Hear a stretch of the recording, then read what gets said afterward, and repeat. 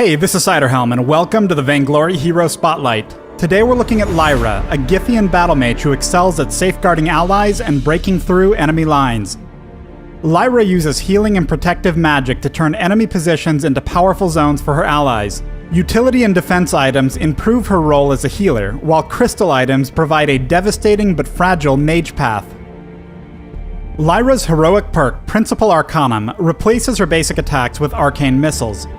These spells can be released quickly, dealing crystal damage and improving with crystal power.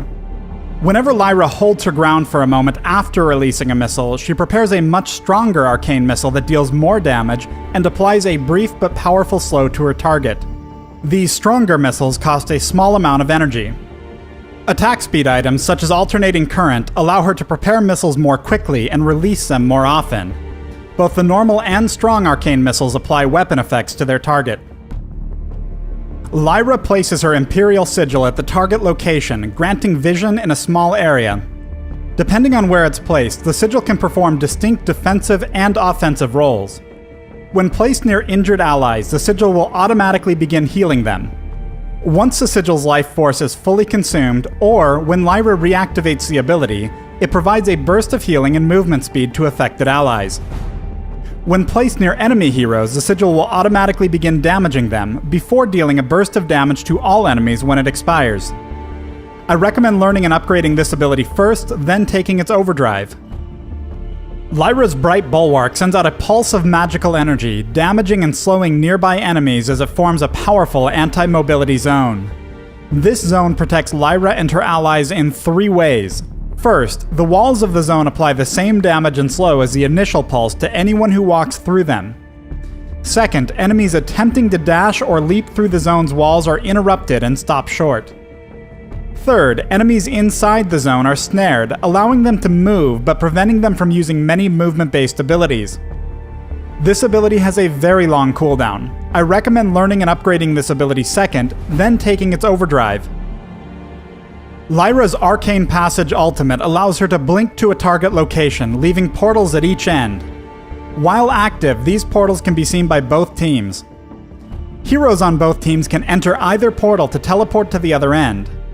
However, each hero must wait several seconds before they can re-enter these portals.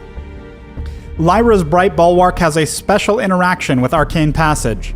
When she lands the initial pulse on enemy heroes, they will not be able to enter portals for several seconds. I recommend learning Arcane Passage when it's available, but taking the Imperial Sigil and Bright Bulwark overdrives instead of fully upgrading this ultimate. Lyra is rushing down the lane to rescue Blackfeather from the enemy Krull. As soon as she's in range, she throws her sigil between the two, then immediately reactivates the sigil to detonate it. Although quick detonations like this deliver less healing and damage than allowing them to run their course, the speed boost will allow Blackfeather to fall back to safety. Lyra shields Blackfeather with a bulwark before firing several arcane missiles and blinking in pursuit of Krull. Even though her ally is injured, Lyra's ability to heal and protect Blackfeather allows him to confidently return to pushing the lane. Without the same protection, the enemy Scarf is forced to fall back.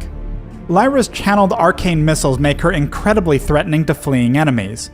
So long as she started in range to attack an enemy with the smaller missile, the stronger missile is guaranteed to release regardless of how far the enemy runs.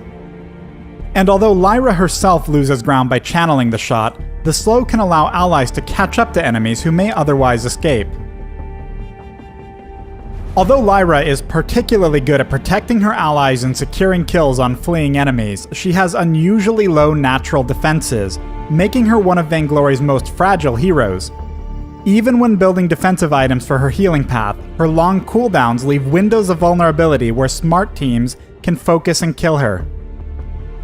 Throughout this match, Lyra's team has been hunted by the enemy assassins, but they're about to fight back. With portals and a bulwark, Lyra and her allies blink directly into the middle of the enemy team. Although Kestrel and Celeste are vulnerable to assassins like Taka and Blackfeather, Lyra's placed a sigil to heal her allies while the bulwark has snared their opponents. This snare is preventing Blackfeather from using his lunge or his Rose offensive ultimate. Taka, however, has successfully completed an Exretsu dash. This is because Bulwark has a slight delay before it finishes forming, meaning that Lyra cannot reactively counter extremely fast dashes, such as Exretsu or Glaive's Afterburn. After a few short seconds, Celeste and Kestrel have annihilated Ozo and leave Blackfeather running for his life. This engagement has created a total reversal of fortune, with Lyra and her allies now hunting the assassins. In any match, the biggest mistake Lyra's enemies can make is ignoring her. She is a siegebreaker capable of taking enemy positions or bypassing them entirely. She holds these positions and moves her team in ways that no other hero can. Thanks for watching the Lyra Hero Spotlight. Download Vainglory free on the Apple App Store, Google Play, and the Amazon App Store.